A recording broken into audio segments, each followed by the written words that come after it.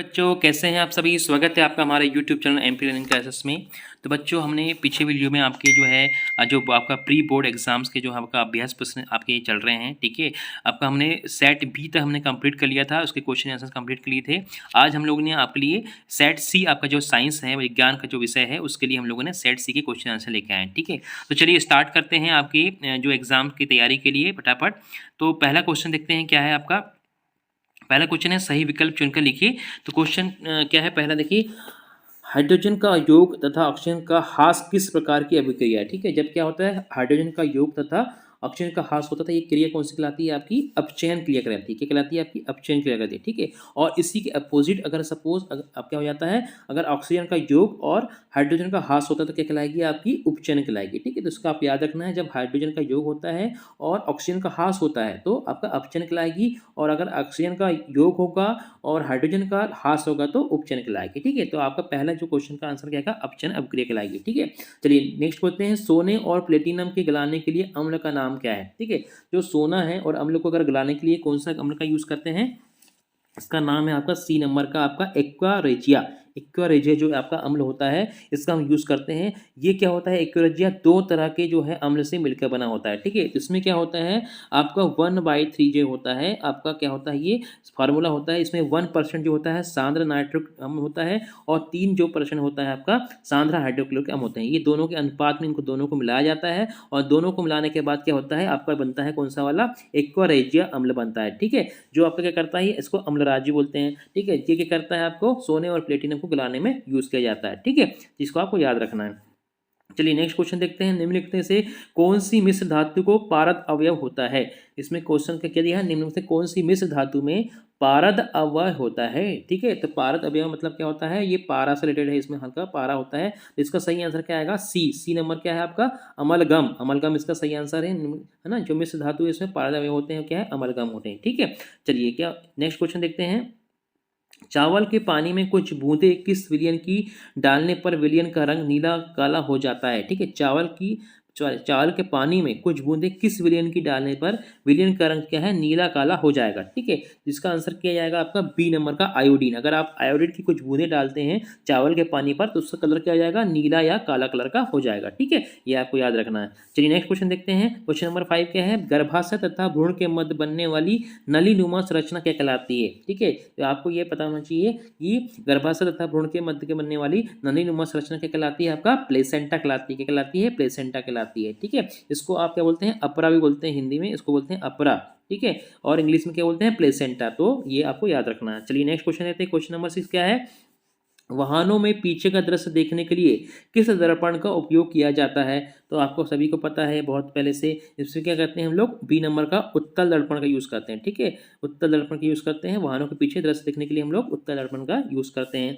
जी, 7th हमारा question क्या है, विभवांतर मापन यंत्र है। जो विभवांतर को नापने के लिए कौन से यंत्र का यूज किया जाता है, तो आपका किया जाता है वोल्ट मीटर का, ठीक है। इसको बोलते हैं वोल्ट मीटर या फिर वोल्ट मापी, है ना। इसको बोलते हैं वोल्ट मीटर या वोल्ट मापी। तो विभवांतर को अपना मापना का नहीं यूज किया जाता है, ठीक है। चलिए नेक्स्ट 8 नंबर का क्वेश्चन देखते हैं, एक्वारोजिया जिसको हम बोलते हैं अम्लराज में सांद्र हाइड्रोक्लोरिक अम्ल एवं सांद्र अम्ल का मिश्रण किस प्रकार अनुपात है, ठीक है। तो हमने पहले वाले क्वेश्चन में देखा था, इसमें दिया था, क्या दिया था कि एक्लोराज किसको बोलते थे। एक्लोराज बनाने के लिए देखिए क्या है, इसके अगर देखिए इसमें पहला नाम किसका दिया है, सबका सांद्र हाइड्रोक्लोरिक अम्ल का दिया है, और दूसरे में सांद्र अम्ल का दिया है। तो हाइड्रोक्लोरिक का मतलब क्या है, ज्यादा था, तो इसमें आपका ए आंसर आएगा, मतलब 3:1 का जाएगा। जैसे कि हमने पहले वाले में क्या था, 1:3 इसके बाद, क्योंकि ज्यादा किसका था, आपका हाइड्रोक्लोरिक अम्ल का था। तो इसके अकॉर्डिंग क्या है, सांद्र हाइड्रोक्लोरिक अम्ल का 3 रहेगा, और आपका सांद्र अम्ल जो रहेगा 1 रहेगा। तो 3 अनुपात इसमें आपका बना जाता है, ठीक है। यो क्या करिए, इसमें इसका यूज क्या करते हैं, सोना एवं प्लेटिनम की जो धातु होती है उनको गलाने के लिए उसको यूज करते हैं, ठीक है।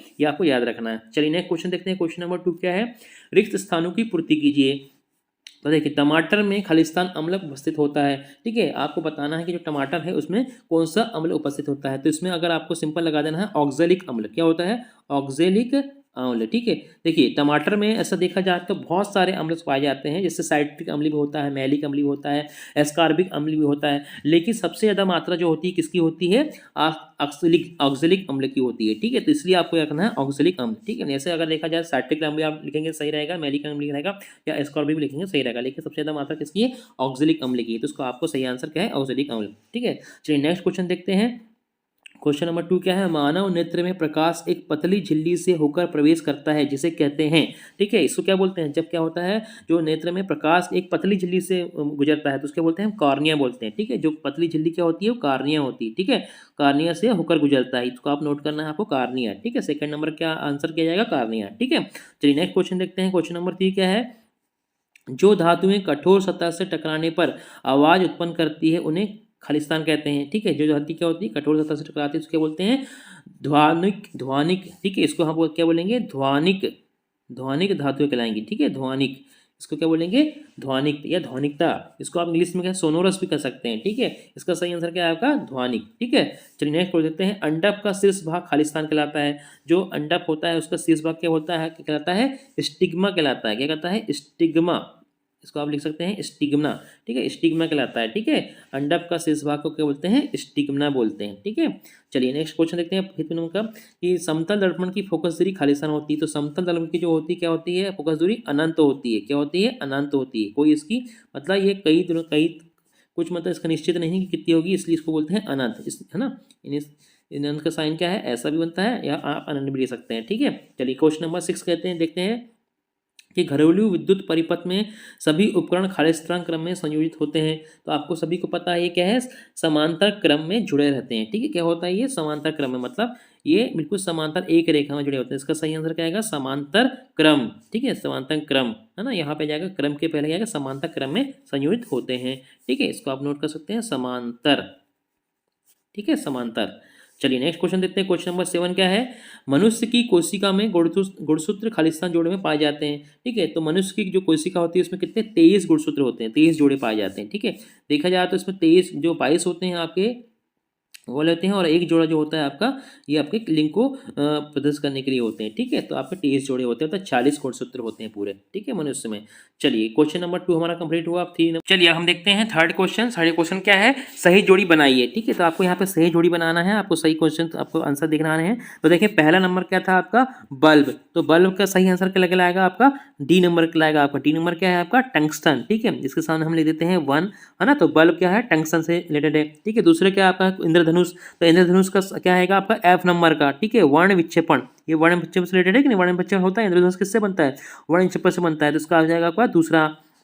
इसके बाद देखिए लिटमस, तो लिटमस पेपर जो होता है कैसे बनता है लीचेन से बनता है, लीचेन क्या होता है एक तरह से क्या होते हैं लीचेन एक तरह से के पौधे होते हैं जो कि क्या होते हैं थेरोफाइट जो होते हैं थेरोफाइटर की जो प्रजाति होती है उनके पौधे होते हैं जिनमें से निकाल कर ये लिटमस पेपर बनाया जाता है, ठीक है। चलिए क्वेश्चन नंबर 4 देखते हैं, स्पाइग्रोमीटर, स्पाइग्रोमीटर का यूज किया जाता है काय के लिए किया जाता है एच नंबर देखें रक्तदाब, रक्तदाब को नापने के लिए किया जाता है आपका, ठीक है, इसके सामने हम लोग 4 लिख देते हैं, ठीक है, आपको याद रहेगा ये, तो आपका रक्तदाब आपको नापने के लिए किया जाता है स्पाइग्नोमीटर का यूज किया जाता है, ठीक है। 5वां नंबर देखें वृषण, तो वृषण का क्या होगा सी नंबर का, ये शुक्राणु उत्पादन में यूज होता है इसका, ठीक है, आपका क्या है 5वें नंबर का शुक्राणु उत्पादन में किया जाता है।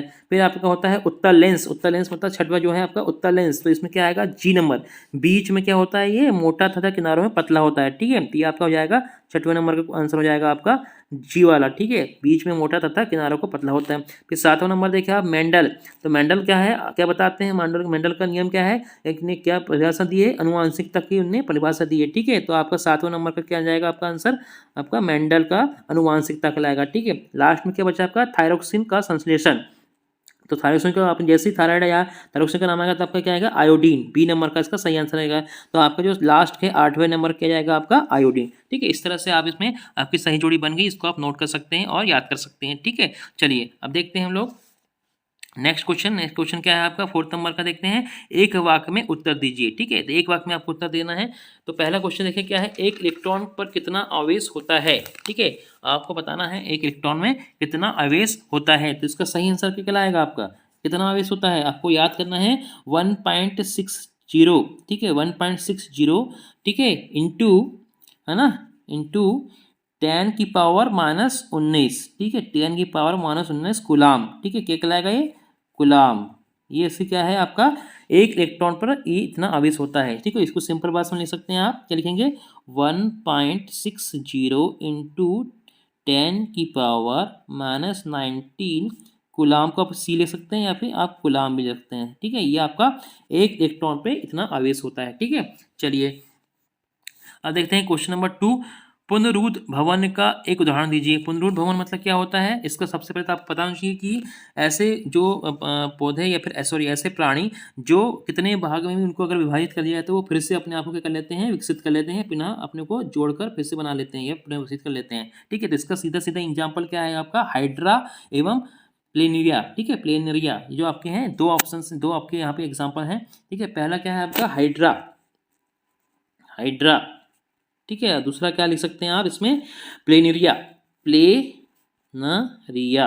ठीक है, ये दो जो हैं ये कैसे हैं, अगर आप इसको आप क्रॉस के काट के चाकू से कई टुकड़े कर दें तो कुछ दिनों बाद ये खुद को अपने आप को पुनः विकसित कर लेंगे और एक पूर्ण बना लेंगे। ठीक है, पूरा एक जो है कंप्लीट कर लेते हैं, तो ये होता है आपका पुनरुद्ध भवन। ठीक है, चलिए नेक्स्ट क्वेश्चन देखते हैं थर्ड नंबर का। थर्ड नंबर क्वेश्चन क्या है आपका, देखें, एक आपतित किरण समतल दर्पण 30 अंश का अपतन कोण है तो परावर्तन कोण का मान क्या होगा। तो आपको सबको पता है समतल दर्पण पे अगर कोई आपतित किरण है तो उससे परावर्तित होने के बाद ही उतना ही क्या बनाएगी, वो परावर्तित कोण भी बनाएगी। तो जैसे 30 अंश का है तो आपका जो परावर्तित कोण भी क्या होगा, 30 अंश का ही बनेगा। ठीक है, चलिए नेक्स्ट सिंपल क्वेश्चन था ये। क्वेश्चन नंबर 4 देखते हैं, विद्युत धारा के चुंबक प्रवाह की खोज किसने की थी। विद्युत धारा के चुंबकीय प्रभाव की खोज किसने की थी। ठीक है, तो इसका क्या आएगा आपका, और जो वैज्ञानिक थे क्या थे, ऑस्ट्रेट, ऑस्ट्रेट जो नाम के वैज्ञानिक थे, उन्होंने विद्युत धारा के क्या है चुंबकीय प्रभाव की खोज की थी। ठीक है, वैज्ञानिक ऑस्ट्रेट, इसको आप लिख सकते हैं ऑस्ट्रेट।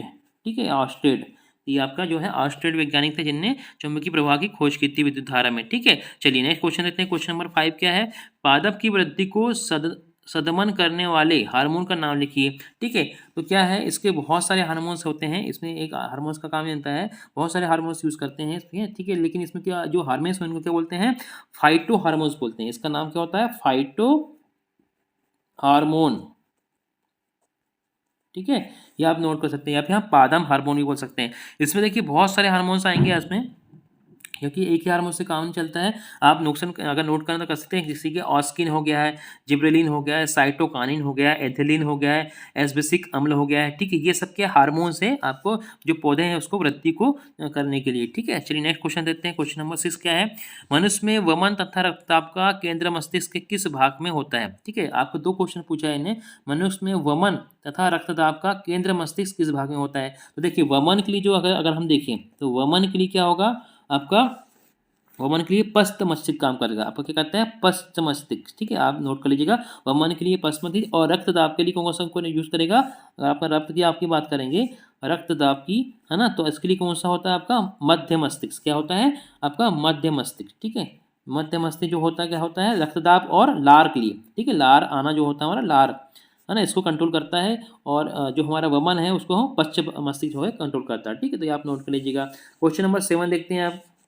क्वेश्चन नंबर 7 क्या है आपका, कि जो पदार्थ सूक्ष्मजीवों द्वारा अपघटित हो जाता है उसे क्या कहते हैं। ठीक है, जो पदार्थ सूक्ष्म द्वारा अपघटित होते हैं वो क्या कहलाते हैं, उसे बोलते हैं कार्बनिक पदार्थ बोलते हैं। सिंपल सा आपने पढ़ा भी होगा, कार्बनिक पदार्थ क्या होते हैं, जो सूक्ष्मजीवों द्वारा अपघटित हो जाते हैं। ठीक है, ये आपका आंसर हो गया 7 नंबर का। तो टोटल आपके जो थे 1 नंबर के जो क्वेश्चन थे हमने कंप्लीट कर लिए हैं। ठीक है, इसके बाद जो 2 नंबर्स और 3 नंबर्स 4 नंबर्स के क्वेश्चन हैं इसके हम आंसर भी आपको प्रोवाइड कर देंगे। ठीक है, तो ये वीडियो आपको कैसा लगा हमें कमेंट बॉक्स में बताएं। अगर आपको और कुछ वीडियोस चाहिए तो हमें आप बताएं कमेंट बॉक्स में, आपके लिए हम बनाएंगे। ठीक है, और ये वीडियो को आप अपने दोस्तों को अधिक से अधिक शेयर करें ताकि उन्हें भी इसका लाभ मिल पाए। ठीक है, और अभी अगर आपने चैनल को सब्सक्राइब नहीं करा है तो तुरंत सब्सक्राइब कर लें ताकि जो आने वाले वीडियोस हैं आपके एग्जाम से रिलेटेड वो भी आपको तुरंत मिल जाएंगे। ठीक है, चलिए, तो वीडियो देखने के लिए बहुत बहुत धन्यवाद। Thanks for watching.